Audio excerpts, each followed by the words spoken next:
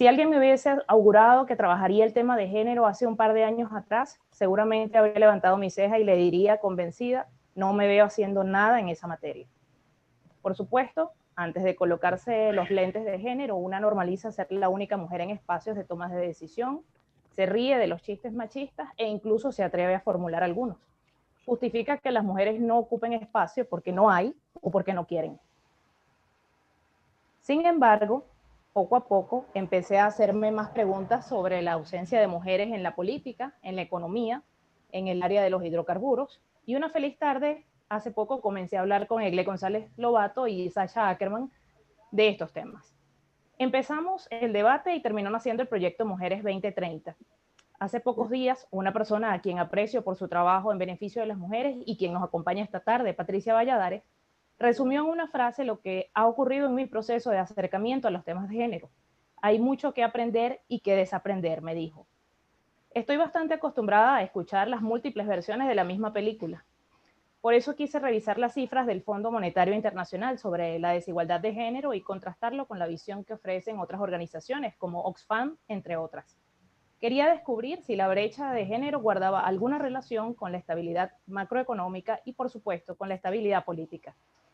La controversial Christine Lagarde, a quien nadie puede acusar de progre, afirmó que quienes tienen a su cargo el diseño de políticas públicas deberían implementar programas que ayuden a las mujeres y a las niñas a tener acceso a lo que necesitan para llevar una vida satisfactoria: educación, servicios de salud, transporte seguro, protección legal contra el acoso, servicios financieros y modalidades de trabajo flexibles. En comparación con los hombres, las mujeres suelen pasar menos tiempo en el mercado de trabajo remunerado, sus pensiones son más bajas y enfrentan un mayor riesgo de pobreza en la vejez. Es importante recordar que la expectativa de vida de las mujeres es 5 años más que la de los hombres. Entre las que trabajan, son pocas las mujeres que acceden a altos cargos o crean sus propias empresas. Las mujeres también asumen la mayor parte del trabajo no remunerado dentro de la familia, incluido el trabajo, el cuidado de los niños, de los adultos mayores y las tareas domésticas, lo que limita sus posibilidades de ejercer un trabajo remunerado y, cuando lo hacen, condiciona sus opciones. A pesar de que, según el fondo, tener una mujer en la alta gerencia o en el consejo directivo de una empresa eleva entre 8 y 13 puntos básicos el rendimiento de los activos, no es lo que vemos comúnmente. Las oportunidades laborales de las mujeres se ven afectadas además por los desafíos en un mercado de trabajo que cambia con rapidez. La digitalización, la inteligencia artificial y el aprendizaje automático están vaciando de contenidos los trabajos que implican tareas rutinarias y repetitivas, al tiempo que aumentan el valor de los empleos relacionados con habilidades cognitivas avanzadas como el pensamiento crítico, la resolución de problemas y agilidad de aprendizaje. Y también habilidades socioemocionales como la creatividad, la curiosidad y la adaptabilidad. Este estudio asevera que el riesgo de desplazamiento es especialmente alto entre las mujeres con menor nivel educativo, las mayores de 40 años y las que ocupan trabajos administrativos y de ventas de baja calificación. Como en la vida, no existe una fórmula única para atender el problema, aunque hay indicadores a tomar en cuenta para construir una propuesta programática según el país, el nivel de desarrollo económico, la brecha de género y la velocidad de las nuevas tecnologías. Aunque las comparaciones resultan naturalmente odiosas, quienes nos dedicamos a las ciencias sociales queremos aproximarnos al estudio de las políticas, observando qué ocurre en otros entornos que enfrentan problemas similares. Aunque ningún país ha resuelto de forma definitiva la brecha de género, muchos colocan el ejemplo de Islandia.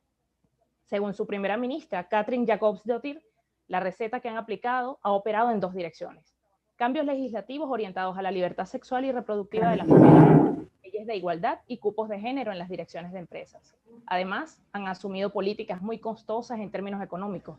El Estado ha asumido políticas de cuidado infantil universal y licencia parental compartida. En nuestra América Latina tenemos que celebrar que luego de un intenso trabajo, Mercedes D'Alessandro, durante 5 años analizando el tema de género y la economía, logró convertirse el año pasado en la primera directora nacional de género, igualdad y economía del gobierno argentino. D'Alessandro cuantifica el valor económico del trabajo doméstico y de cuidados no remunerados y ha logrado que se apruebe el primer presupuesto con perspectivas de género en la Argentina. Esto es un gran paso para nuestra región, dado que en el área de la planificación tradicional la representación femenina también es escasa. Los recortes se orientan según la base de empleo femenino o masculino. Les doy un ejemplo. Frente a una crisis económica, los gobiernos hacen recortes. ¿Y hacia dónde van? Se considera inversión al gasto en infraestructura material, vías, represas, vivienda, y gasto lo que se orienta a la infraestructura social, programas de cuidado y atención.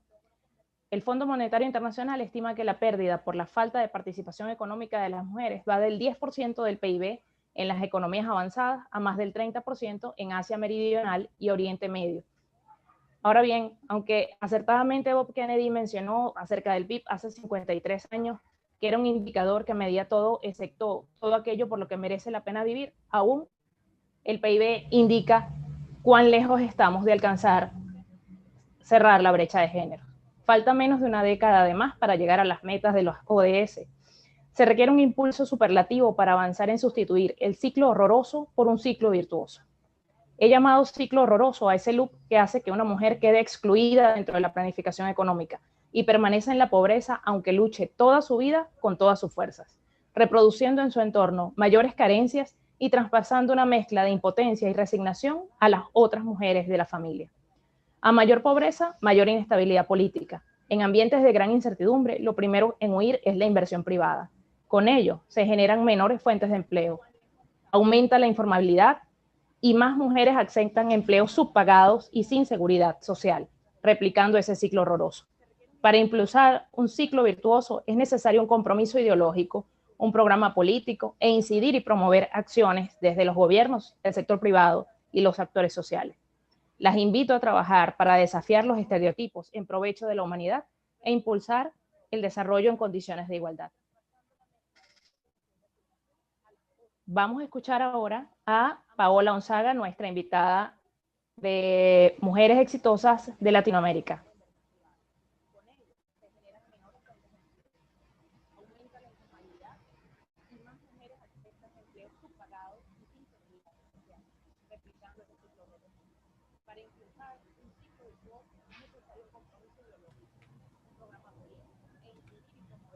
No le escuchamos. Disculpa, no le escuchamos. Tiene el micrófono apagado. Bueno, me lo silenciaron. Bueno, menos mal, continúo. Estos son los gajes de la tecnología. ¿Cómo están? ¿Ahí me escuchan bien? Sí, perfectamente. Bueno. Ok, bueno, perfectamente, qué bueno. Las saludo a cada una de ustedes. Me siento muy feliz, de verdad, de participar en este espacio. Gracias a la universidad por hacerme esta invitación, no solamente a la universidad, sino también a la Embajada de Francia, a todos ustedes que tuvieron en cuenta para que pudiera participar de este espacio. Venezuela no lo conozco, pero no he tenido la oportunidad de ir, pero sí guardo muy buenos recuerdos de lo que es Venezuela o era Venezuela hace muchos años. Y para mí es un honor poder estar aquí con ustedes y compartir más que unos datos económicos que se los voy a dar de algunas organizaciones, es compartirles un poco lo que yo he vivido a través de nuestra organización, Mujeres Exitosas LATAM, que nuestra organización lo que hace es trabajar el empoderamiento integral de las mujeres. Y a raíz de ese empoderamiento integral hacia las mujeres, pues lo que hemos venido haciendo es trabajando con financistas, con empresarias, con emprendedoras, con políticas, con mujeres que se abren gran espacio en los diferentes espacios del poder, públicos y privados. Para nadie es un secreto que estamos viviendo situaciones lamentables a nivel mundial.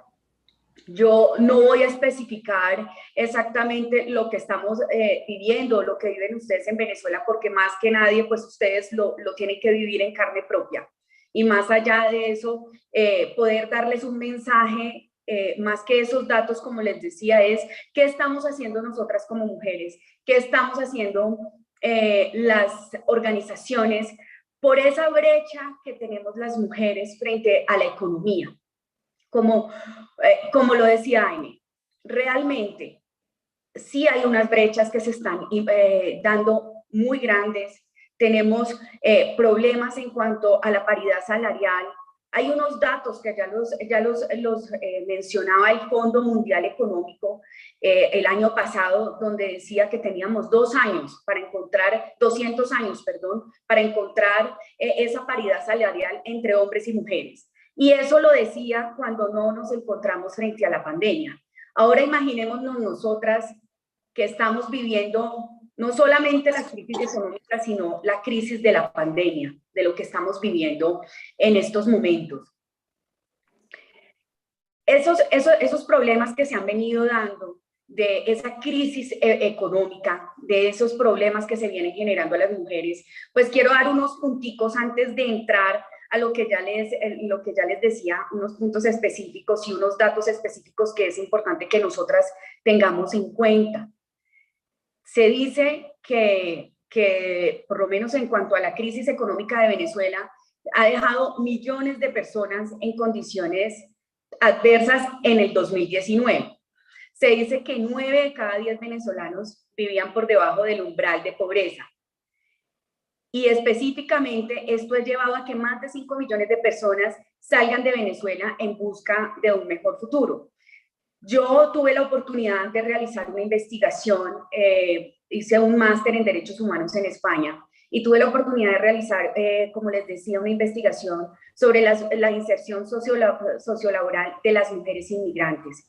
Tuve la oportunidad de conocer de primera mano lo que viven las mujeres profesionales con estudios profesionales universitarios en otros países y específicamente en España.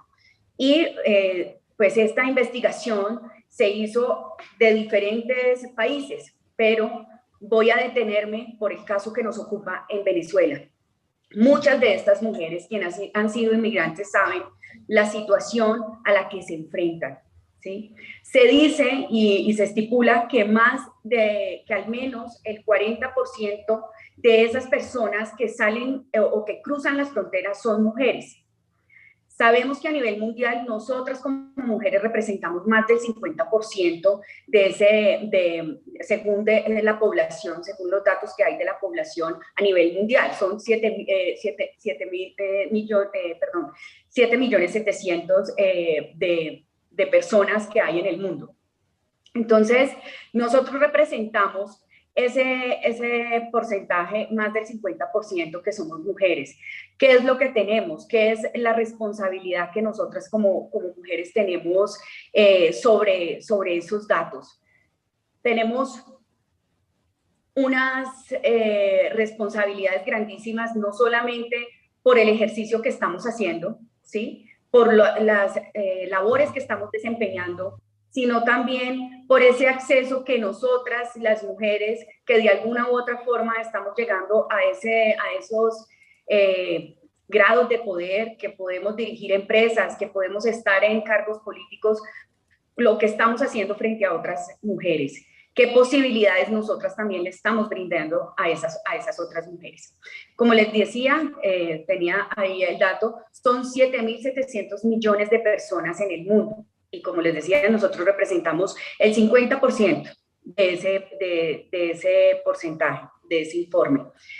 ¿Qué es importante allí? Que nosotras tengamos en cuenta estos datos, porque muchas veces no se habla de esto y no sabemos la importancia que tenemos nosotras como mujeres. O sea, el hecho de que nosotras representemos ese 50%, ese más del 50% de la población, nos dice que nosotras podemos tomar las decisiones desde nuestros gobernantes, podemos tener también las decisiones que se den en las decisiones no solamente del Estado, de un gobierno, sino también cómo nosotros vamos a participar dentro de una empresa, cómo vamos a trabajar nosotras dentro de lo que se vaya dando y dentro de esos espacios que nosotros vayamos adquiriendo.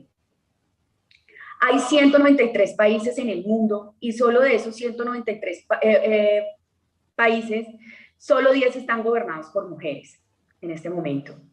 Eso hablándolo en temas de participación política. Dentro de muchas cosas que se hablan en cuanto a la participación de mujeres, es evidente y hay datos que así mismo lo señalan, que cuando una mujer está liderando una empresa, cuando una mujer trabaja en una empresa, esa empresa logra mayores resultados. Mayores resultados porque nosotras culturalmente hemos adquirido una resiliencia. Resiliencia, ¿por qué? Que nos ha dado enfrentarnos a múltiples situaciones. El que hoy estemos hablando aquí, el que hoy nos podamos enfrentar a cargos de poder, a que estemos liderando empresas, ha sido una lucha constante. Nosotras, cuando, por lo menos lo digo por experiencia propia dentro de nuestras organizaciones, una mujer generalmente está pensando en prepararse, en estudiar, en informarse. No digo que los hombres no lo hagan, pero ya también hay datos que comprueban que son más las mujeres las que se gradúan de las universidades que los hombres. ¿Por qué digo esto? Es importante entender esto porque nosotras a veces tenemos unas situaciones desde nuestras propias conocimientos o desde nuestra propia cabeza que nos impiden también acceder a esos puestos por las realidades que tenemos, evidentemente, realidades de poco acceso a la participación, realidades de poco acceso a las empresas, pero también es importante que nosotras empecemos a ver lo que tenemos dentro de nosotras mismas. Cuando hay, digamos, en algunas situaciones pasaba dentro de nuestra organización cargos importantes dentro de empresas y preguntábamos a aquellas mujeres qué les había hecho a ellas llegar a esos puestos de poder, qué eran esas barreras que ellas habían tenido que vencer para poder llegar. Una de las la mayoría de las cosas que ellas decían era que tenían que vencer sus propios limitantes. No digo que el estudiar no sea importante, claro, es muy importante, pero también es cómo nosotras vamos confiando y vamos creyendo en nosotras mismas frente a las situaciones y esas posibilidades que podamos tener. Yo quiero aquí detenerme un poco y hablarles sobre lo que está también pasando en este momento frente a la pandemia. Hay varios sectores que se han perjudicado, pero una de las más perjudicadas han sido las que están en la primera línea, que son para enfrentar lo que son los efectos del coronavirus, que son las trabajadoras del sector salud, las científicas, las médicas, lo que son las cuidadoras.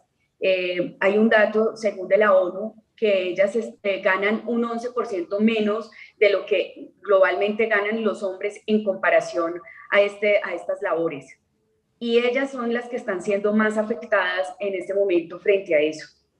Hay muchas situaciones que se vienen encaminando respecto a esta situación de la pandemia, como el desempleo, la deserción escolar, como la sobrecarga que están teniendo las mujeres en el tema doméstico. Como les decía, tenemos que empezar a trabajar desde nosotras, pero también desde esas situaciones que se están dando. Muy pocas veces se está hablando, o muy poco se está hablando también de las enfermedades mentales que tienen que estar enfrentando en este momento muchas mujeres por el aislamiento, por la situación que están viviendo. Y muchas de ellas también han tenido que renunciar a su ejercicio laboral, y fuera de eso también han sido desempleadas, han sido sacadas de sus trabajos. Entonces, todas estas restricciones, todas estas situaciones, pues doblemente han afectado a las mujeres. Primero, pues por la pérdida de esos empleos, y pues porque cuando ellas tienen que trabajar, lo hacen en la casa, y no es lo mismo que una mujer trabaje en una oficina, trabaje en la casa, cuando tiene que atender las labores del hogar, como es a sus hijos, como tienen que atender la casa, y bueno, todo eso, y entonces tienen que entregarse, pues, a las labores domésticas.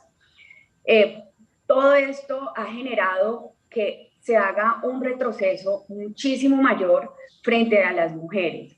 Y se están haciendo políticas para que las mujeres a nivel mundial puedan acceder. Ya estamos hablando de los Objetivos de Desarrollo Sostenible al 2020, que uno de esos 17 objetivos, dentro de ellos está que las mujeres podamos encontrar esa igualdad de condiciones.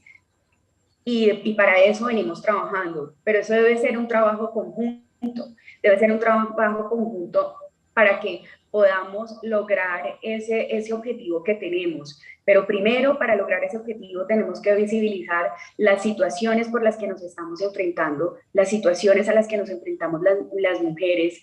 No nos estamos inventando esto. De acuerdo a unos informes que se han dado por especialistas de la economía laboral de la Organización Internacional del Trabajo, que es la OIT, se habla de que las mujeres han sufrido con mayor intensidad la pérdida de puestos de trabajo, y esto ha sido provocado por la pandemia. Yo quisiera, y siempre lo digo, no hablar de la pandemia, no hablar de la situación que estamos viviendo, pero es imposible no decirlo frente a lo que estamos viviendo, ya no solamente la crisis económica que se ha vivido, sino ahora la pandemia y lo que se está haciendo. Si bien es cierto, debemos proteger nuestras familias, debemos hacer muchas cosas para que podamos estar bien, sí es cierto que tenemos también que mirar y ver esos análisis y poder visibilizar la situación a la que nos estamos enfrentando las mujeres, para que no solamente seamos un punto más dentro de la agenda, sino que se tomen las grandes medidas para que se pueda trabajar de manera consciente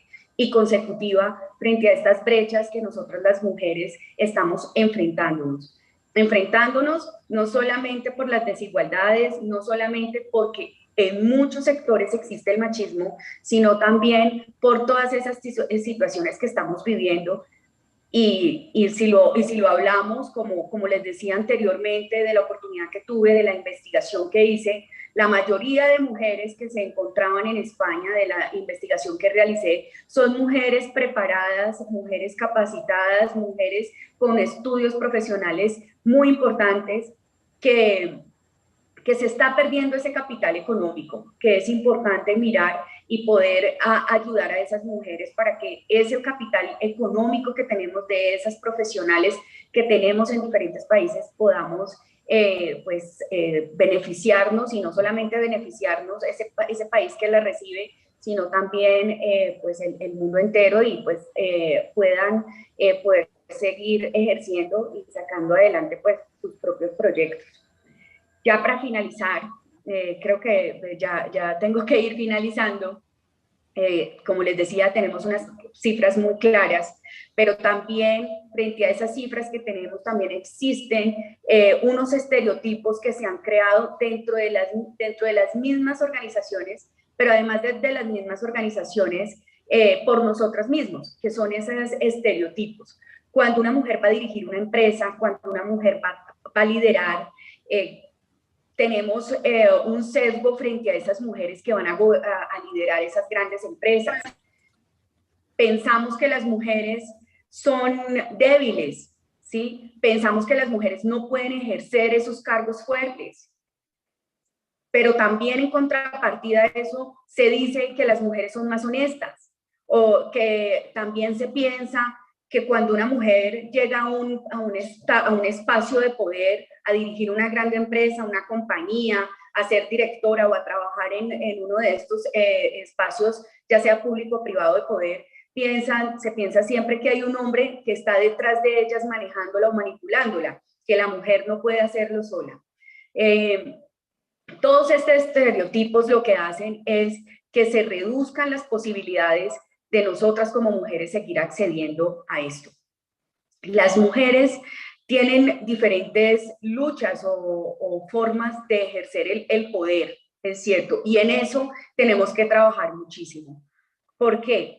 Porque cuando nosotras como mujeres vamos a ejercer el poder, o los hombres también cuando ejercen el poder, tenemos diferentes formas para ejercerlo. Y ya voy a ir finalizando para que vayamos entendiendo esas formas que tenemos nosotras de ejercer el poder y que tenemos que ir cambiando, que tenemos que trabajar en irlo cambiando, porque lo que hace es disminuir, y pues que nosotras no seamos ese vínculo que ayude a otras mujeres para que también como nosotras puedan acceder a esos espacios. En muchos aspectos uno ha escuchado mujeres que dicen yo soy la mejor. Cuando llega a un espacio de poder, a una empresa, a dirigir una gran empresa, esa mujer desafortunadamente no reconoce cuáles son las luchas de otras mujeres. Uno escucha normalmente que dicen, no, pues yo llegué aquí por mí y pues no me importan las otras, y no trata de que esa otra llegue ahí y hacerla como una aliada más. Entonces dice, yo no necesito el apoyo de otras mujeres. Desafortunadamente estoy hablando de que ese tipo de liderazgos, de ejercer el poder, deben irse eliminando. Otro que es que se piensa que nosotras debemos actuar como un hombre para poder lograr esos espacios de poder, y seguimos repitiendo esas prácticas machistas. Cuando ocupan ese cargo de poder, piensan algunas mujeres que si no replican esos modelos las van a quitar o no van a poder seguir liderando sus empresas, y desafortunadamente pasan por encima de otras mujeres o pasan por encima también de los hombres, y por eso siguen replicando esas situaciones donde los hombres dicen, es que mejor que no gobierne, no administre una mujer, o que no sea jefe una mujer, porque las mujeres cuando toman el poder, pues digamos que actúan de una forma diferente. Entonces ahí hay que trabajar. O que somos sensibles, que nosotras las mujeres por todos lloramos, que todo nos derrumba. No, a las mujeres no todo nos derrumba, porque las mujeres somos muy valientes, muy guerreras, y hemos sobresalido ante muchas adversidades. Ya la historia nos lo ha demostrado. Y la última, que es una de las que yo digo que en la que debemos trabajar, es que solo yo llego y nadie más llega. Yo voy a liderar esta empresa, yo voy a llegar sola, yo voy a ser la directiva, yo voy a ser la directora, yo soy la que hago y yo soy la que ordeno. Entonces, esta es una de las más peligrosas. Es de esas que piensa que si yo ya llegué aquí, ya para qué otra va a llegar. Entonces, mi reflexión el día de hoy, mi mensaje el día de hoy, es para que cada una de nosotras, más que pensar en esa cifra que se necesitan 200 años para lograr la paridad de salario, y la paridad según como lo decían, es que nosotros reflexionemos también y que pongamos sobre la mesa esa situación que estamos viviendo de desigualdades, donde sí hay unas brechas grandísimas, pero también que nosotras podamos poner sobre la mesa las situaciones a las que nosotras nos enfrentamos y cómo podemos hacer. Que pongamos también a los hombres como aliados. Yo sé que a algunas personas no les gusta que uno hable de esto, pero si nosotras no miramos a los hombres como aliados, sabiendo que ellos son los que están dirigiendo las grandes empresas, la que en la mayoría están haciendo las leyes, pues difícilmente vamos a llegar allí. Obviamente, tenemos que saber hacer alianzas y con quién nos aliamos. No todo el mundo sirve para hacer alianzas, pero sí verificándolo, sí mirando muy bien cómo nos vamos a unir y seguir trabajando con hombres, y que nosotros, tanto hombres como mujeres, entendamos que los países no se deterioran por darle un mejor papel a la mujer, sino que esos avanzan, sino que los mismos países avanzan. Y que es imposible llevar a los países al máximo potencial cuando pues no se incluyen a las mujeres. Ese es mi mensaje. Muchas gracias a Paola Onzaga, que hizo un repaso sobre el tema de la brecha de género, el impacto post-pandemia, vencer las propias limitaciones, creer en nosotras mismas. Habló de la situación de las migrantes, el impacto económico, la masculinización en el ejercicio del poder, la falta de sororidad, los estereotipos, las características del liderazgo, y por último la necesidad de una alianza intergénero entre hombres y mujeres para cerrar la brecha de género. Muy agradecida, Paola, por tu intervención. Vamos ahora a escuchar a Alba Carocio, la reconocida profesora venezolana de la revista, directora de la revista del Centro de la Mujer, del Centro de Estudios de la Mujer de la UCB. Muchísimas gracias, Paola, por estar con nosotros. Y gracias a ti por la invitación, a todas ustedes. Muchas gracias. Que tengan una feliz tarde. Gracias. Bueno, buenas tardes. Bueno, muchas gracias, Egle, por esta invitación, a Aimé también. Bueno, me encanta participar aquí con ustedes, y bueno, especialmente a mis queridas amigas de años, de muchísimos años, Inés Muñoz y Marian Krasner, que han sido amigas mías desde hace varias décadas. Bueno, Voy a compartir la pantalla porque yo tengo una pequeña presentación que quisiera compartir con ustedes. Entonces, aquí le doy y se está viendo. Sí, perfectamente, Sí, profesora. se está Perfecto. viendo. Bueno, entonces voy a colocarla, a ver si se logra colocar en modo sí. Bueno, fíjense, yo tengo una situación un poco diferente a la de Aimé. Creo que soy feminista desde que tengo casi memoria, ¿no? Hasta que se me ha puesto el pelo blanco, como lo tengo ahora. Comencé por allá hace muchísimos años cuando era muy joven y no horrible, sino, bueno, más o menos de buen ver, allá por los 20 y pico de años, y bueno, entonces son muchos años trabajando este tema, investigando, militando, porque además de investigadora, con algunas publicaciones, algunos libros, algunas contribuciones, y la revista venezolana de estudios de la mujer, que tiene ya 26 años de existencia. Bueno, soy feminista desde los años 70, que es la segunda ola del feminismo. Una primera cosa que quiero decir es que nosotras no estamos aquí por casualidad, sino que estamos aquí porque atrás de nosotras y atrás de este encuentro que tenemos hoy aquí de manera virtual, en los contextos de pandemia y en una Venezuela atravesada por muchas crisis, ¿no? Económicas principalmente, está la lucha de muchísimas mujeres, ¿no? De muchísimas mujeres que vienen trabajando este tema y luchando por la igualdad de las mujeres, por abrir campo a las mujeres desde, bueno, desde tiempos inmemoriales, ¿no? Desde tan lejos como el siglo V antes de Cristo, desde tan lejos como las primeras heroínas de nuestra independencia, desde tan lejos como las mujeres que lucharon por abrir las puertas de las aulas a otras mujeres, porque en todos nuestros países en el siglo XIX se debatió fuertemente si las niñas debían ser educadas, si la nación debía gastar dinero en colegios para que estudiaran las niñas, porque ¿para qué van a aprender a leer y escribir las muchachas si luego se van a casar y se van a dedicar a cuidar los hijos? Entonces esas luchas es importante conocerlas, desde tan lejos como principios del siglo anterior, es decir, del siglo XX, cuando se luchó por el derecho al voto, desde tan lejos como la voz feminista que luchaba por los derechos de las trabajadoras y de el correo feminista que luchó por el derecho al voto en Venezuela, que se consiguió recién en 1947, no hace tanto, ¿no? Todavía ni siquiera hace un siglo completo que las mujeres tenemos derecho a votar en condiciones de igualdad con los hombres.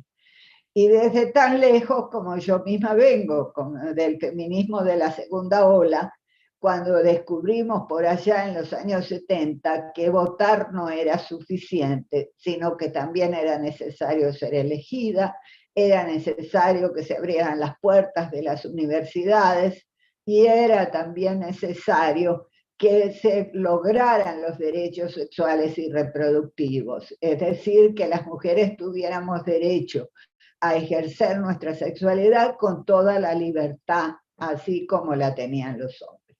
Pero bueno, no estamos hablando de eso, pero me pareció importante recordarlo.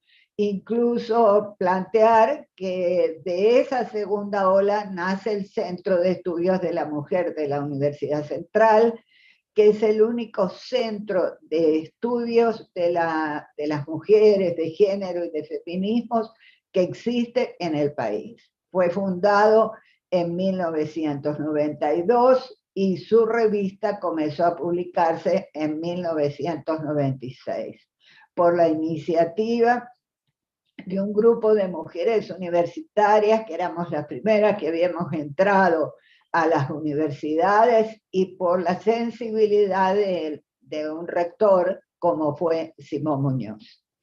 Bueno, voy a ir comenzando a trabajar en lo que realmente vine a compartir con ustedes, que es el tema de la economía feminista y el trabajo.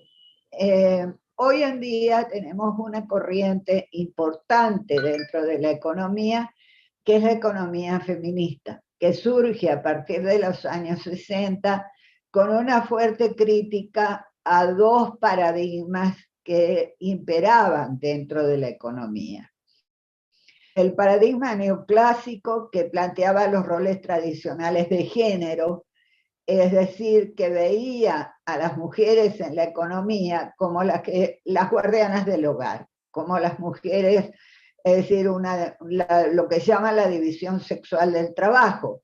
Por un lado los hombres dedicados a la producción y por el otro lado las mujeres atendiendo los hogares y cuidando a los hijos.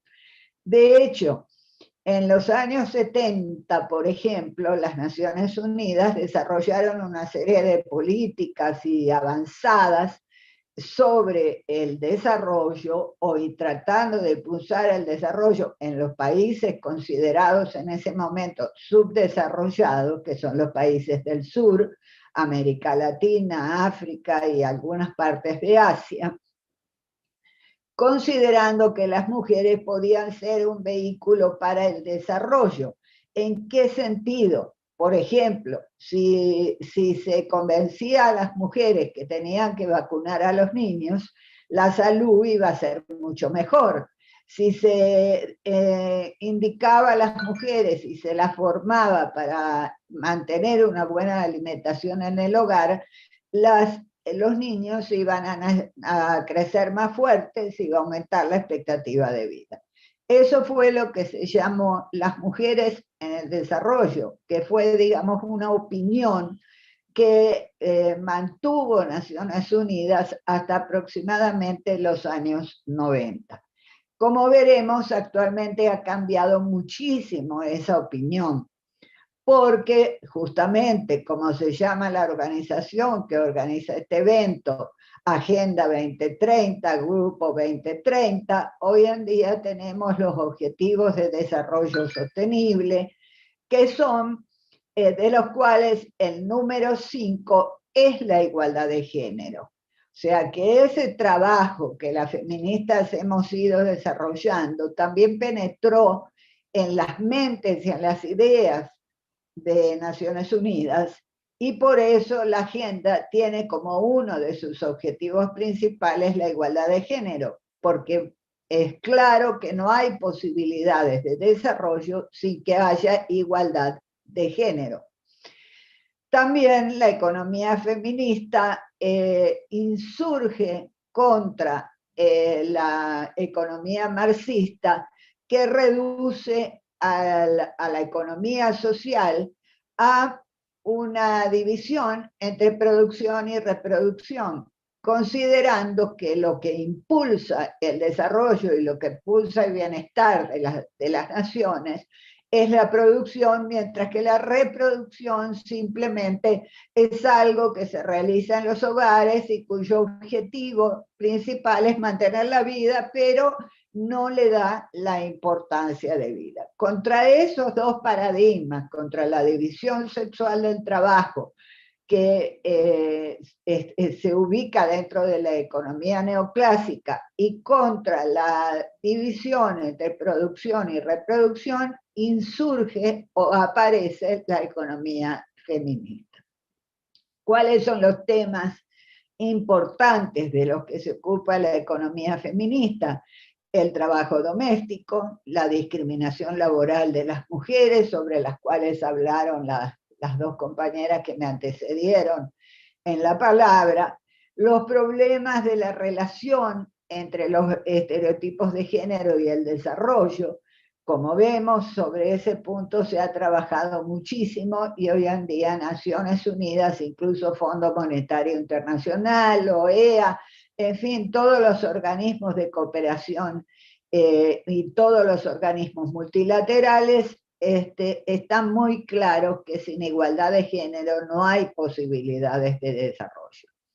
Otro punto importante es la invisibilidad de las mujeres y de lo que producen las mujeres en los modelos macroeconómicos por eso tiene tanta importancia lo que mencionaba Inés, que es la incorporación en las cuentas nacionales de lo que se produce en los hogares y de lo que producen las mujeres con el trabajo doméstico.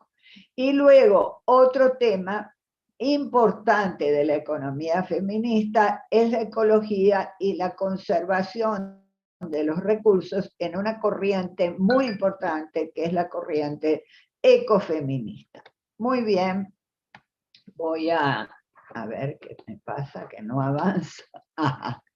Ok, bueno, a ver, ok, así sí avanza. Estábamos hablando de la incorporación en la Agenda 2030 para el Desarrollo Sostenible del tema de la igualdad de género, que es una oportunidad para afrontar las persistentes desigualdades que existen de género en el trabajo. Los objetivos de desarrollo sostenible son digamos, mandatos, no son obligantes, pero sí son mandatos que orientan a los países sobre cómo desarrollar las políticas económicas, sociales, etc. Hay algo muy importante que es que la desigualdad entre mujeres y hombres persiste en los mercados laborales mundiales en lo que respecta tanto a oportunidades como a trato como a resultados, porque los resultados son muy importantes. Cuando nosotras tenemos, por ejemplo, una desigualdad muy grande, no solamente salarial, sino de incorporación, eso es un resultado, pero ese resultado me está indicando una situación general de injusticia. Según la OIT, en las tendencias que hay, fíjense que el azul es la participación de los hombres en el mercado laboral mundial. Y el rojo es la participación de las mujeres en el mercado laboral mundial. Se ha mantenido más o menos estable. En 10 años no ha mejorado, perdón, en 20 años no ha mejorado muchísimo, ¿no es cierto? La probabilidad de que las mujeres participen en el mercado laboral sigue siendo muy desigual con los hombres. Es un 27% menor a los hombres.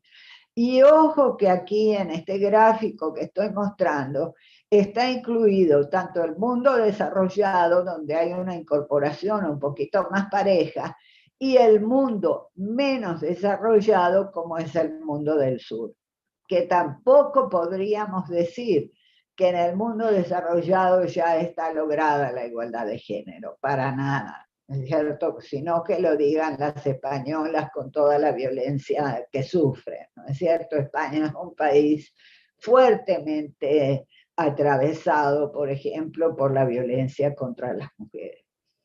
En América Latina y el Caribe, la participación femenina en la fuerza laboral aumentó de 45% en 1995 a 52.6%. Es decir, si habláramos de la incorporación de las mujeres, quizá América Latina está un poquito mejor que el resto de los continentes. Sin embargo, en ninguna parte llegan a estar totalmente equiparados. ¿Cuáles son los elementos que impactan en la participación de las mujeres en el mercado laboral? Un tema importantísimo es la disminución de la fertilidad. Todas sabemos por experiencia que una mujer que tiene 8 hijos no puede participar en el mercado de trabajo.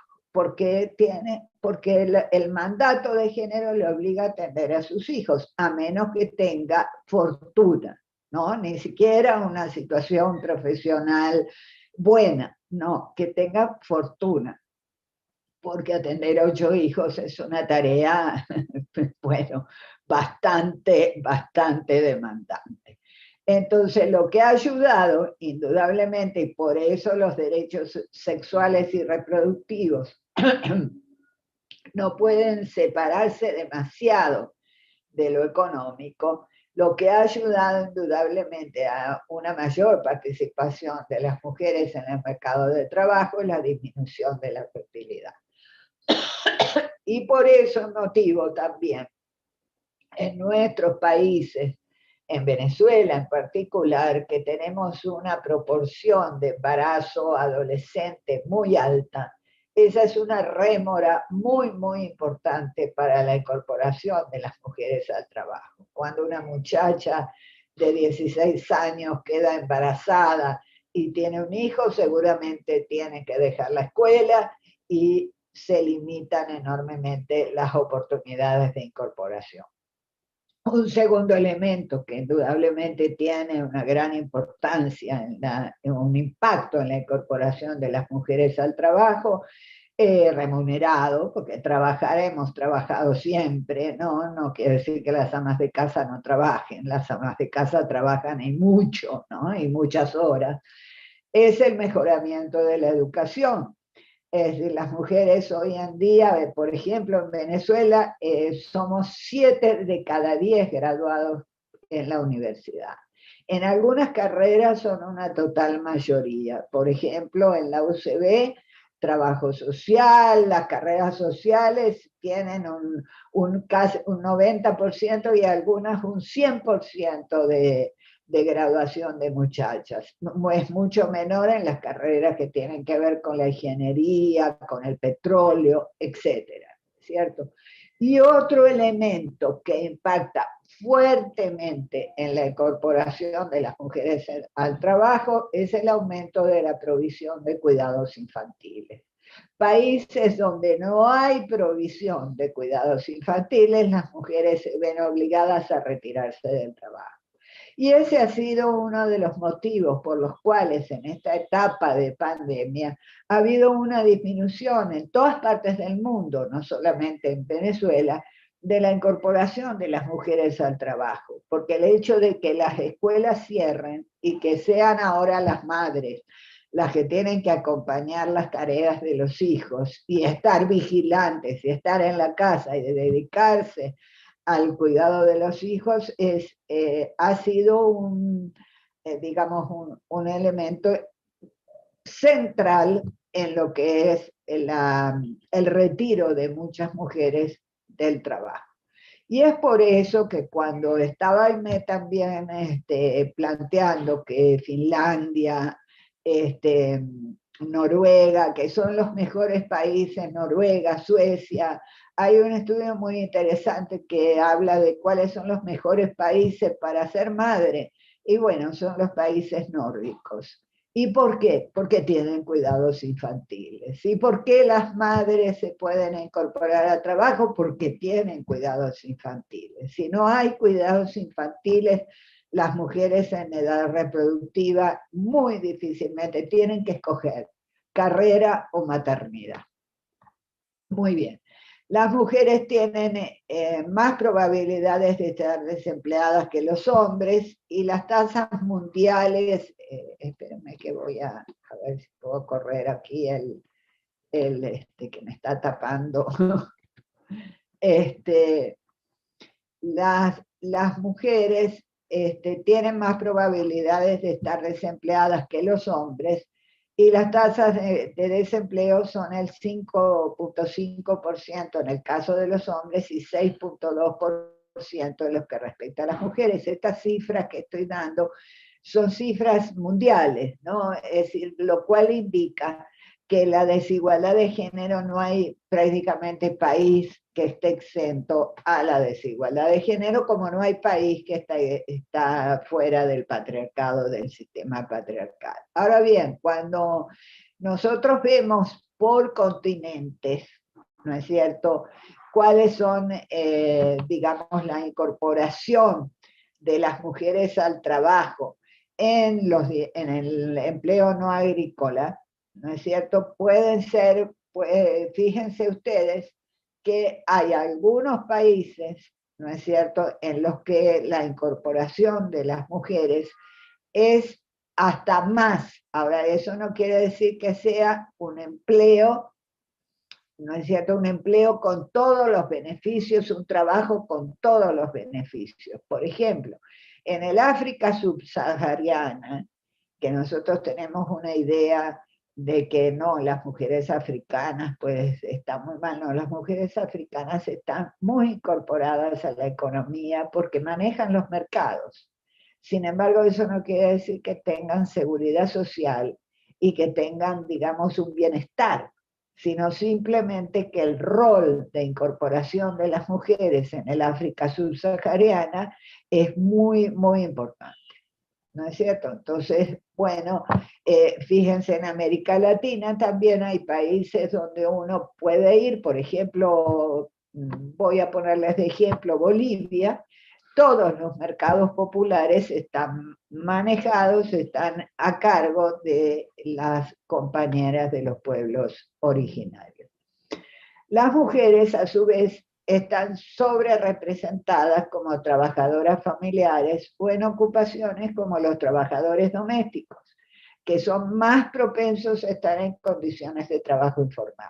En realidad, el problema fuerte del trabajo de las mujeres es la informalidad, porque son trabajadoras que no tienen ningún acceso a la protección social y mucho menos a los cuidados infantiles.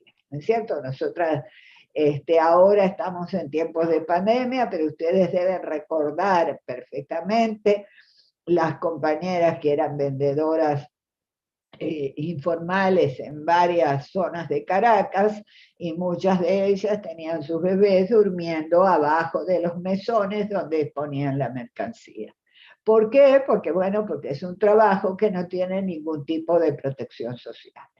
En América Latina la situación de las trabajadoras informales difiere mucho, ¿no es cierto? Hay países donde las trabajadoras informales son un poco menos, por ejemplo Brasil tiene unas leyes de protección a las trabajadoras domésticas, mientras que en algunos países como Honduras o Guatemala, más del 70% de las trabajadoras no tienen ninguna protección social. Según CEPAL, que me parece de las fuentes más confiables que hay sobre la situación laboral de las mujeres en América Latina, la crisis generada por el COVID impactó negativamente en la ocupación y condiciones laborales de las mujeres en Latinoamérica, generando un retroceso de más de una década en los avances laborales, en los avances logrados en cuanto a la participación. En Brasil, por ejemplo, solo el 46% de las mujeres tenían trabajo estable. Fue la peor cifra ocupacional de los últimos años. Claro, al desaparecer el cuidado infantil y no hablar del cuidado de la ancianidad o de los dependientes, que todos nuestros países tienen unas enormes carencias en ese sentido. ¿Quiénes son las que cuidan a aquellos sectores, aquellas partes de la familia que tienen altos niveles de dependencia, como ancianos que tienen dependencia o como discapacitados con alto nivel de dependencia? Bueno, son las mujeres de la familia. Costa Rica y México incluso registraron una importante pérdida y una regresión de casi una década. Esto es una realidad que nos va a dejar la pandemia. Otro tema importante es el desempleo abierto, ¿no es cierto? Siempre ustedes ven la línea roja, es la línea de las mujeres desempleadas, y la línea gris es la línea de los hombres desempleados. ¿Cierto? Entonces ustedes pueden ver así a simple vista que hay un mayor desempleo entre las mujeres. ¿Dónde se da el mayor nivel de desempleo? Bueno, entre las mujeres más jóvenes, justamente por el impacto negativo que tienen las posibilidades de maternidad, que a veces no es la maternidad en realidad, sino que los empleadores restringen la contratación de mujeres en edad reproductiva porque tienen miedo justamente de que las mujeres se queden embarazadas. Las mujeres jóvenes son las que más dificultades tienen para insertarse en el mercado de trabajo y cuando caen en la inactividad les resulta muchísimo más difícil salir de ahí. Ahí vemos cómo la brecha, digamos, de desocupación, por ejemplo aquí, ¿no es cierto?, en América Latina y el Caribe, se ha mantenido más o menos estable. O sea, esta separación que hay. Bueno, aquí, por ejemplo, en el año 99 aumentó la ocupación, aumentaron tanto los hombres como las mujeres y la brecha incluso se sigue manteniendo. Veamos entonces el tema digamos, sobre el cual llama la atención la economía feminista, que es la relación que hay entre trabajo remunerado y no remunerado, el cuidado de los niños, el cuidado de los ancianos, el cuidado de la casa, el mantenimiento de la familia, es el trabajo no remunerado de las mujeres. Nosotros podríamos ver la economía de un país, la economía del mundo, como un iceberg, ¿no es cierto? Donde hay una parte que es la parte visible, donde se transan, las transacciones son monetarizadas, ¿no es cierto? Y ahí hay una lógica androcéntrica. Pero para que esta parte del iceberg exista, sea posible, se pueda desarrollar, hay incluso que sostener la vida. Hoy en día lo vemos con mucha claridad en la pandemia, ¿verdad? Si la vida no se sostiene, tampoco hay posibilidad de que haya transacciones económicas. De hecho, hoy en día la punta del iceberg es muchísimo más pequeña y tenemos una parte mucho más grande de sostenibilidad de la vida. Aquí se han especializado las mujeres y aquí se han especializado los hombres. Por eso es que a las mujeres les resulta tan difícil salir. Ahora, ¿qué dice la economía feminista? La economía feminista lo que plantea es que esta parte, la parte monetarizada, es totalmente imposible. No existe si no existe también la otra parte. Y trabaja justamente la economía feminista para sacar de la invisibilidad a todos esos aspectos que tienen que ver con sostener la vida, ¿no es cierto?, que digamos, están invisibilizados en las cuentas nacionales, porque bueno, muy bien, nosotros podemos decir, queremos que las empresas nos den oportunidades, pero entonces tendremos que escoger, o tenemos familia o no tenemos familia. Y esa no es la vida en la que en realidad la humanidad puede pensar, porque también es necesaria la reproducción, si no es totalmente imposible la vida. Entonces, en los países en desarrollo, ¿y para qué necesitamos para que se pueda sostener la vida? Bueno, necesitamos corresponsabilidad. La corresponsabilidad significa la corresponsabilidad entre hombres y mujeres, pero también la corresponsabilidad con la social.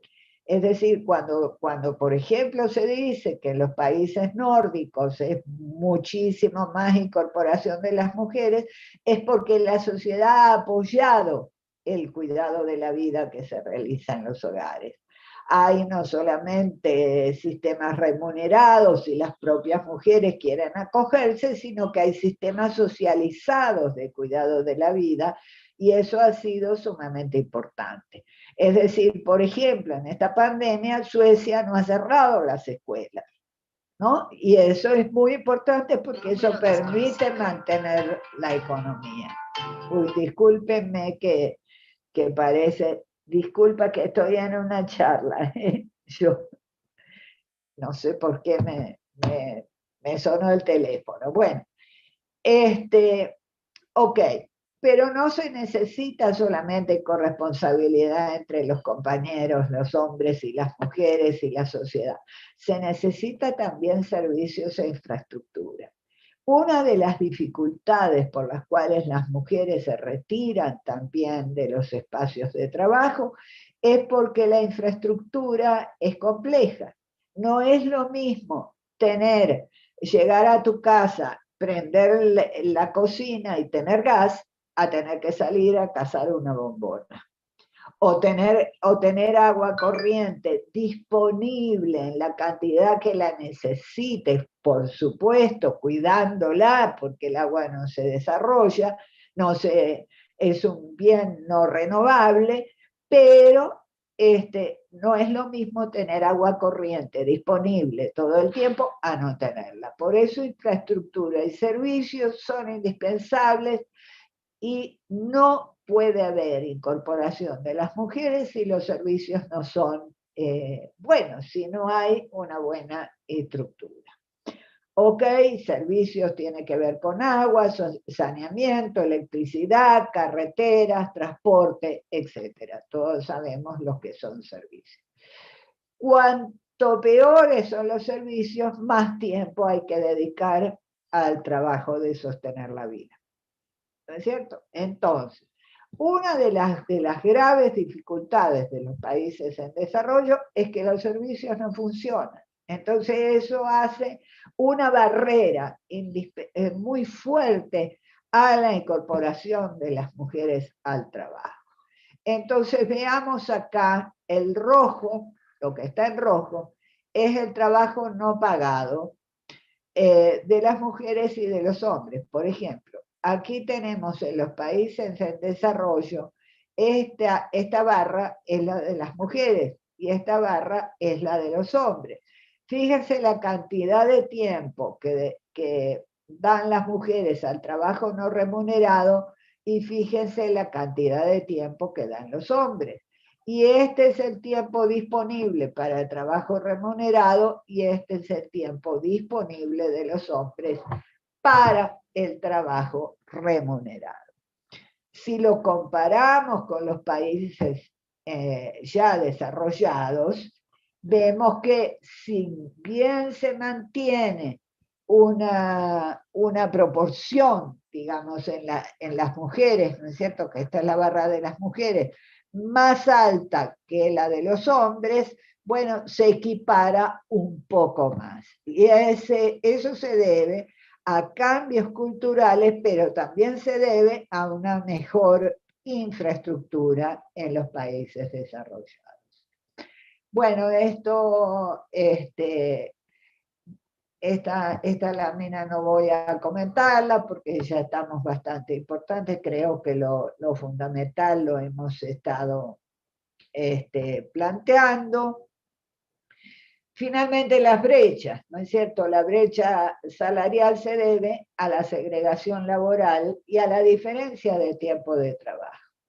Esa brecha salarial tiene que ver con el tiempo de dedicación que las mujeres pueden dar al trabajo remunerado y el tiempo de dedicación que pueden dar los hombres. Mayores responsabilidades domésticas y familiares explica en general el menor número de horas trabajadas y resulta ser que tanto las empresas como el sistema general es un sistema cruel, exige muchas horas de dedicación al trabajo. Entonces, bueno, realmente es muy difícil romper esa brecha si no existen los otros elementos, ¿no es cierto? Los elementos que tienen que ver con la corresponsabilidad social por la reproducción de la vida. Los padres que trabajan en general ganan más que sus padres sin hijos. ¿Por qué? ¿No es cierto? Porque al tener familia hay un backup que los hombres tienen, que no tienen las mujeres. ¿No es cierto? Cuando hablamos de un ejecutivo, nosotros decimos, bueno, existe un techo de cristal. Existe un techo de cristal para los hombres y las mujeres ejecutivas, no para las mujeres. Pero ¿dónde está? ¿Por qué no llega?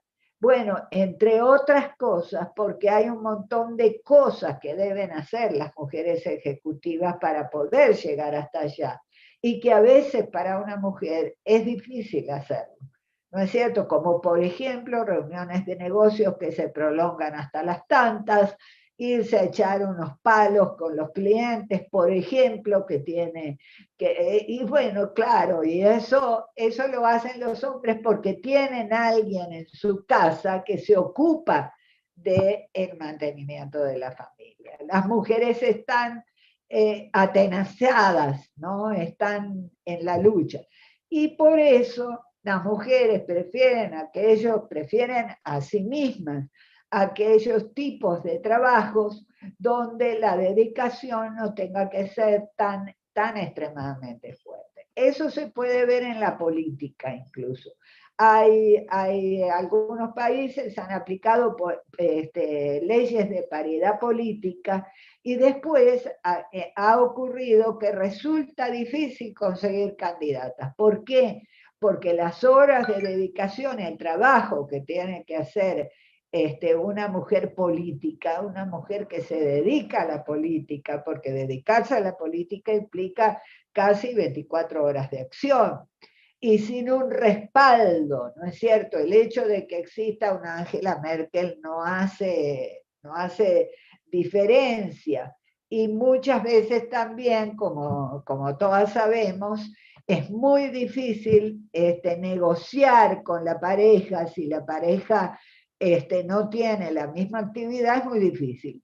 Casos como el de Cristina Kirchner, bueno, eran dos personas que ambos dos se dedicaban a la política, ¿no es cierto? Pero si la parte femenina se dedica y la parte masculina no se dedica, ahí hay como diferencia. Bueno, con esto yo creo la brecha salarial entonces se explica de muchas formas, ¿no es cierto? Hay muchas variables que están incidiendo en la brecha laboral, pero yo diría que para resumirlas en una sola cosa, es como el mandato de género que está incidiendo en esa brecha laboral. O sea, las mujeres que viven en su propia vida el conflicto entre la vida familiar y la vida profesional. Y luego tenemos lo que se llama el impuesto a la maternidad. ¿Qué significa? ¿No es cierto? Significa que hay un impuesto no establecido que se le pone a las mujeres por ser madres.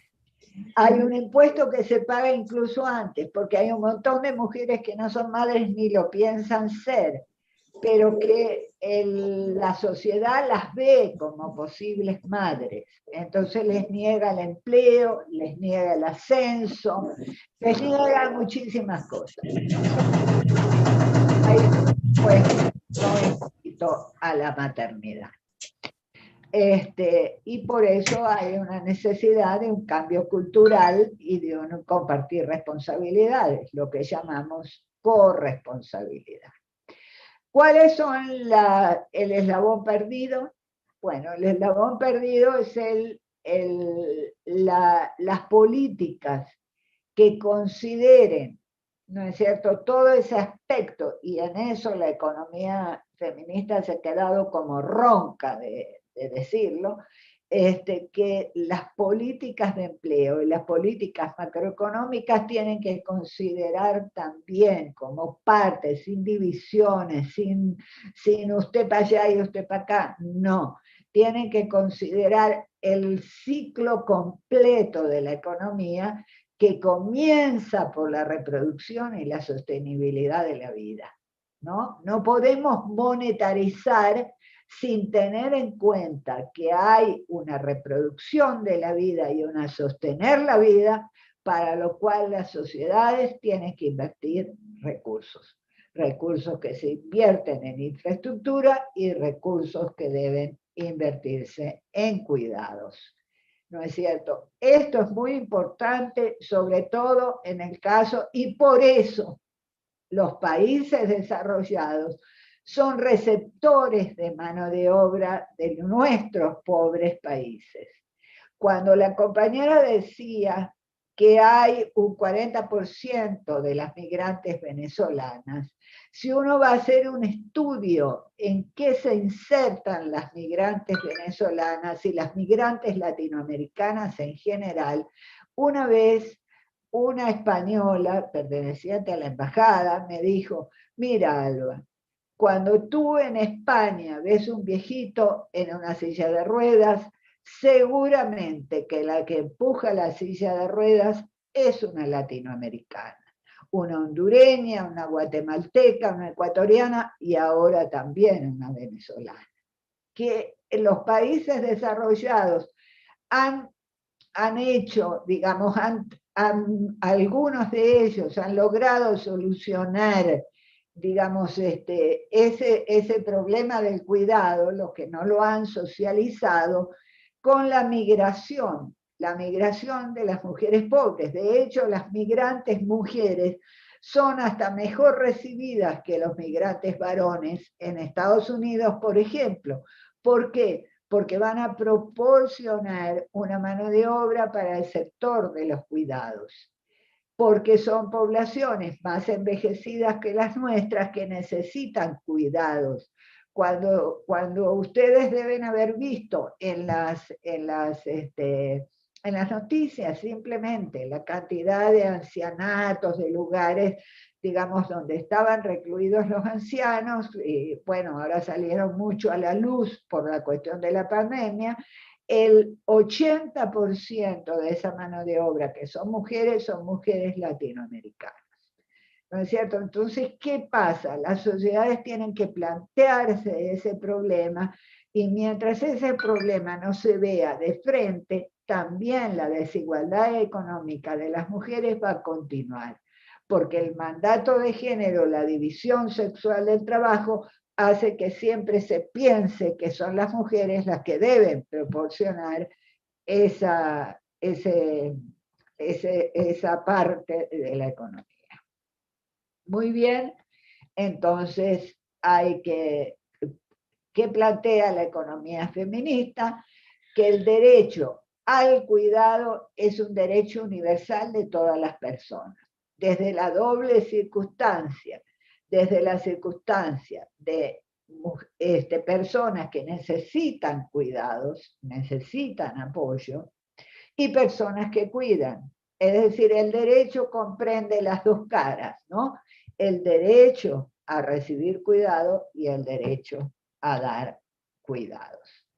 Por lo tanto, hay algunas orientaciones de política que, bueno, que no las voy a detallar, se caen por su propio peso.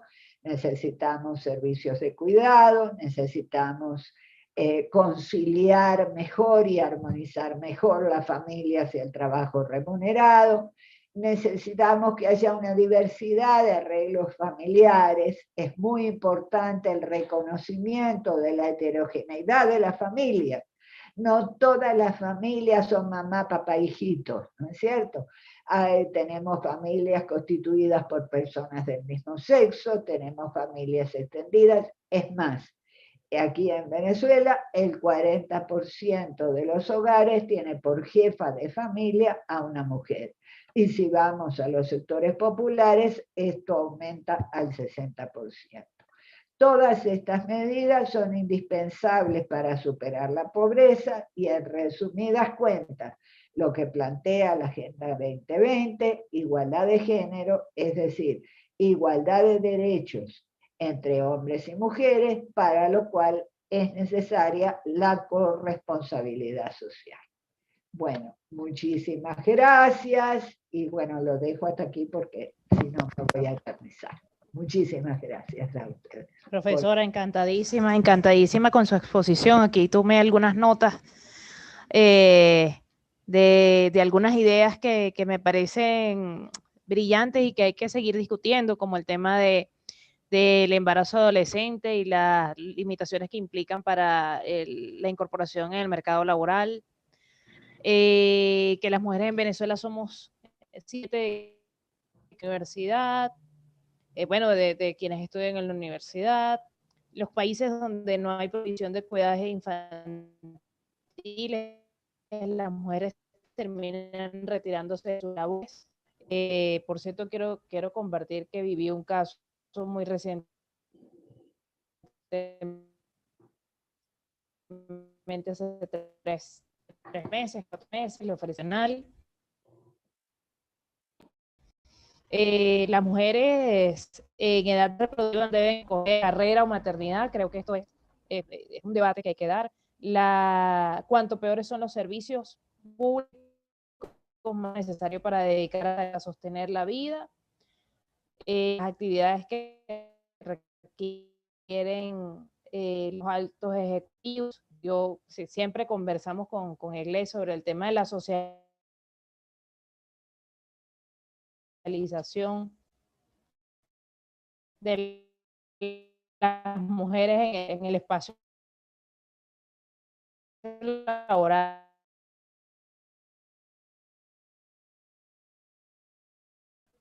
Para que hay muchísima sabiduría en toda la conversación, y bueno, vamos a leer algunas preguntas que están en el chat. Buenas tardes, mi nombre es Joanny Silva, un gusto saludarle. El tema del trabajo no remunerado para las mujeres es porque las mujeres lo aceptan o son obligadas a trabajar más sin ser remuneradas. Otra pregunta es, el tema de servicios y trabajo no remunerado, ¿será algún dato, algún avance sobre estas consideraciones laborales en Venezuela? Tenemos esas dos preguntas, y bueno, felicitaciones de quienes han participado en este encuentro. ¿Contesto? ¿Sí? Bueno. Sí, por favor, profesora. Sí. Bueno, fíjense, en realidad el mandato de género y la educación diferencial a niñas y varones hace que las mujeres lo vean como una obligación. Es decir,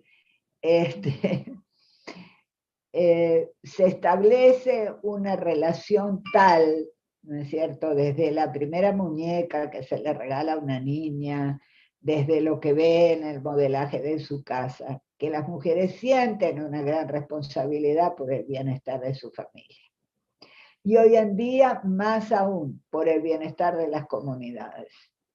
Tanto es así que, por ejemplo, los CLAP, que son el sistema de distribución alimentaria, digamos, que llega a los hogares más pobres, ¿no? Ojo, que no quiere decir que les solucione enormemente gran cosa, pero el CLAP, dicho por la propia gente de los CLAP, está manejado en un 80% son mujeres. Es decir, hay como una educación que hace que las mujeres acepten el trabajo de cuidado, pero que además que a los hombres les parezca que eso es lo lógico. Tan lógico les parece que justamente lo que insurgimos en los años 70, cuando yo practicaba, digamos, militaba en el feminismo juvenil, digamos así, bueno, participaba también en grupos políticos. Y bueno, eran la época de los grupos de discusión, de los grandes análisis políticos y tal, y las mujeres nos sentábamos junto con nuestros novios, nuestros compañeros, nuestros amigos, en el mismo grupo a debatir la gran política nacional. Lógicamente, como eran unas tenidas larguísimas, cuando se llegaba la hora de almorzar, o alguien tenía ganas de tomarse un café, de meterle algo al estómago, bueno, todas las miradas se dirigían hacia las mujeres. Mira, tráeme un cafecito, bueno, chicas, ¿y qué vamos a comer? Etcétera. Todas lo sabemos, no es necesario explicarlo. Y los hombres también lo saben, porque las miradas lo dicen todo, a veces ni palabras. Eso es lo que se llama la división sexual del trabajo, que entra desde la más tierna infancia. Tanto es así que yo he sido, por ejemplo, cuando era mi juventud, he sido maestra de kinder. Y estaba, digamos, en el salón de clase, están los varones y las niñas, todos juntos, muy bonito. Bueno, los varones se hacen atender por las niñitas, y estamos hablando de criaturas de 4, 3, 5 años, ¿verdad? Entonces, bueno, hay un modelaje y una educación que hace. Ahora, ¿qué es lo que plantea la economía feminista? Que no es que sea malo cuidar a los demás, al contrario, eso es muy bueno, la sociedad se hace humana, todos necesitamos a alguien que nos cuide. Lo que pasa es que la responsabilidad por ese cuidado debe ser compartida. No es que hay que eliminar el cuidado, más vale hay que ampliarlo. El Estado debe cuidar a sus ciudadanos y ciudadanas. Y los hombres deben cuidar también, porque además es una parte bonita de la vida. Cuidar a un niño, protegerlo, ayudar a un anciano, es algo bonito. Ahora bien, se transforma en algo horrible, limitador para la vida, cuando tú lo tienes que hacer porque nadie más te da una mano, ¿no? Entonces, bueno, a mí me parece que ese punto, en los años 70, nosotras hablábamos de un tema muy importante, que era la responsabilidad paterna. Y eso es muy importante.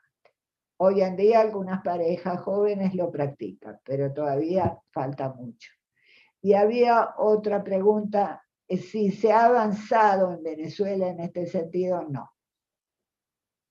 Prácticamente no se ha avanzado prácticamente nada, ¿no es cierto? Ha sido una enorme lucha que no ha dado resultados para que se den apoyo a las madres trabajadoras, y realmente es muy poco. Se ha avanzado realmente en materia laboral, se ha avanzado poco. Y entre otras cosas, porque los sindicatos pues no les importa. Les parece que es un tema poco relevante, y no lo es. No lo es, porque es muy limitador para el trabajo de las mujeres.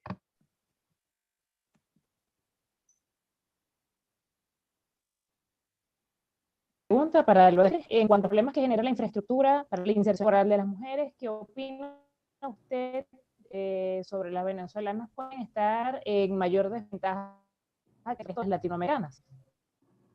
No entendí bien, perdón. Sí, que en cuanto a los problemas que genera para la inserción laboral de las mujeres, ¿qué opina usted? Las venezolanas pueden estar en mayor desventaja que el resto de las latinoamericanas. No diría que son las que tienen la más amplia desventaja, pero sí tienen desventajas. Tienen una ventaja importante, bueno, y a veces pues no se ve como una ventaja, que es un alto nivel educativo, ¿no? La mujer venezolana, las mujeres venezolanas son grandes estudiosas, ¿no? ¿Verdad? Nosotras que estamos en la universidad lo sabemos, ¿es cierto? Hay una proporción de muchachas y son las que sacan las mejores notas. Hay mucha formación en la mujer venezolana, pero sí hay desventajas, no hay servicios. Entonces, los servicios hacen una barrera enormemente grande para la incorporación al trabajo. No es lo mismo, por ejemplo, una sueca que va a trabajar 6 horas porque no necesita trabajar las 8, y tiene una guardería cerca de su casa, y en su vivienda no viene nadie a limpiarle, pero es una vivienda cómoda, es una vivienda con agua, es una vivienda con calefacción, es una vivienda con electricidad permanente. Entonces, bueno, esa mujer trabaja con una tranquilidad y una incorporación al trabajo que no trabajamos nosotras.